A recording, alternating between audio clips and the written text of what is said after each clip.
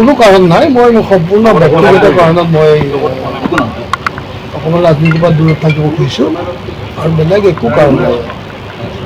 কিবা এটা চৰ্চা চলি আছে যে বহুতে কৈ আছে যে লোকসভাৰ পৰা কিবা নগাঁও লোকসভাৰ পৰা খেলিব। এইচব মানুহে যোনে যি কয় কৈ থাকিব পাৰে, সেইটো মই তাৰ ওপৰত কিবা উত্তৰ দিব লাগিব বুলি নাভাবোঁ।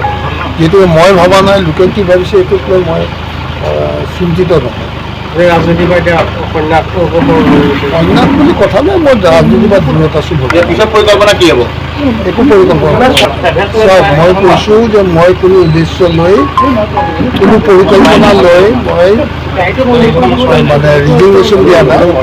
সম্পূৰ্ণ ব্যক্তিগত কাৰণত মই ৰিজাইন কৰিছোঁ। গতিকে এইটোৰ ওপৰত বাৰ বাৰ প্ৰশ্ন কৰি থাকিলে মই অসুবিধা পাওঁ আৰু সেইটোৰ ওপৰত প্ৰশ্ন নকৰিব কোনো কাৰণ নাই। মই ব্যক্তিগত কথাৰ কাৰণে মই মানে অসম জাতীয় পৰিষদৰ পৰা ৰিজিগনেশ্যন দিছোঁ। মই এতিয়ালৈকে একো ভবা নাই। যিটো নিৰ্বাচন হৈ গ'ল, সেই নিৰ্বাচনত কংগ্ৰেছে আপোনাক কেনেধৰণে সহায় কৰিছিল? আপোনাৰ সন্তোষজনকভাৱে সহায় কৰিছিলে নে? সেইচব কথা মই ইয়াত কোৱাৰ মই কিবা যুক্তিযুক্ততা আছে বুলি নাভাবোঁ। গতিকে এইচব বিষয়ত মোৰ একো ক'ব লগা নাই।